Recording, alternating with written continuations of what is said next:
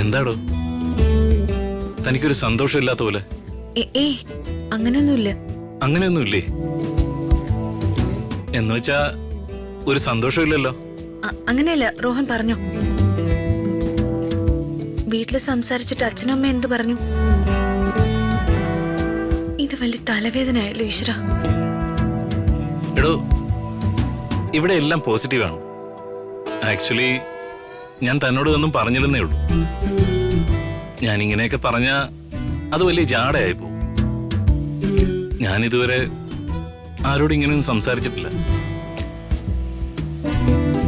Actually എനിക്ക് friends ഉണ്ട്, പെൺകുട്ടികൾ. പക്ഷെ എനിക്കിതുവരെ ആരോടും സ്നേഹവും പ്രണയവും തോന്നിയിട്ടില്ല.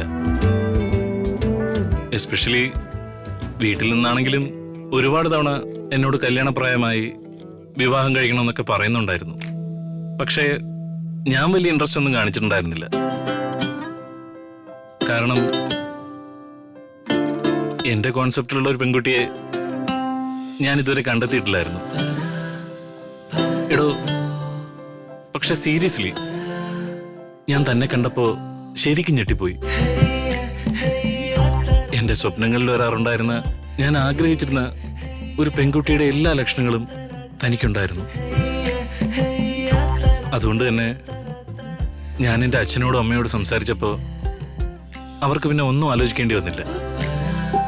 ബാക്കിയൊക്കെ എൻ്റെ ഇഷ്ടമെന്ന് ഒറ്റ വാക്കില് അവർ കാര്യങ്ങൾ പറഞ്ഞങ്ങ് ചുരുക്കി. ഇനി തൻ്റെ ഒരു വാക്കിലാ എല്ലാം ഇരിക്കുന്നത്. എന്താ തനിക്കിതിനെ കുറിച്ച് പറയാനുള്ളത്? ഹലോ, എന്താണോ ഒന്നും മിണ്ടാത്തെ? ഹലോ, ഇവിടെ റേഞ്ചിന്റെ കുറച്ച് പ്രശ്നമുണ്ട്. ഞാൻ അങ്ങോട്ട് വിളിക്കാം. രാവിലെ തൊട്ട് ഇങ്ങനെയാ, ആരെങ്കിലും ഫോൺ ചെയ്താ ബ്രേക്കായി പൊയ്ക്കൊണ്ടിരിക്കുക.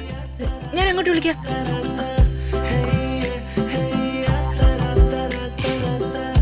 ശരിയാ, മഴയൊക്കെ അല്ലേ, അതുകൊണ്ടായിരിക്കും.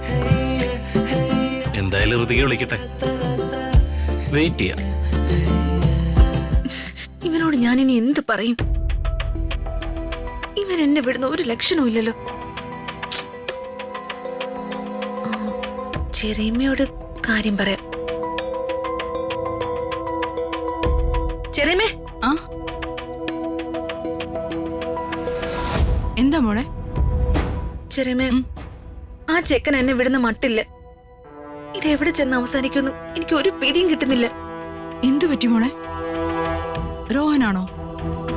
അതെ ചെറിയമ്മേ, അവൻ എന്നെ വീണ്ടും വിളിച്ചിരുന്നു. അവൻ വീട്ടിൽ അച്ഛനോടും അമ്മയോടൊക്കെ സംസാരിച്ചു. ആ കാര്യത്തിൽ അവനെടുക്കുന്ന തീരുമാനമാണ് ആ വീട്ടിലെ തീരുമാനം. അതുകൊണ്ട് അവർക്ക് എതിർപ്പൊന്നുമില്ല. ഇപ്പൊ എന്നോട് അഭിപ്രായം ചോദിക്കുക. ഞാൻ എന്താ ചെറിയമ്മേ പറയണ്ടേ? മോളെ, നീ രാജുവിനോടൊന്ന് സംസാരിക്കേ. എന്നിട്ട് രോഹനെ ചെന്നൊന്ന് നേരിട്ട് കാണ്. എന്നിട്ട് കാര്യങ്ങളൊക്കെ തുറന്നു പറ. അങ്ങനൊരു സന്ധി സംഭാഷണത്തിന് രാജു തയ്യാറാവുമെന്ന് ചെറിയമ്മയ്ക്ക് തോന്നുന്നുണ്ടോ? രാജുവിനെ ഇക്കാര്യത്തില് സപ്പോർട്ട് പിടിക്കാൻ കഴിയില്ല ചെറിയമ്മേ. ഞാൻ തന്നെ ഈ പ്രശ്നം സോൾവ് ചെയ്യുന്നതാ നല്ലത്. അല്ല, മോളെങ്ങനെ ഇത് ഒറ്റയ്ക്ക് ഹാൻഡിൽ ചെയ്യും?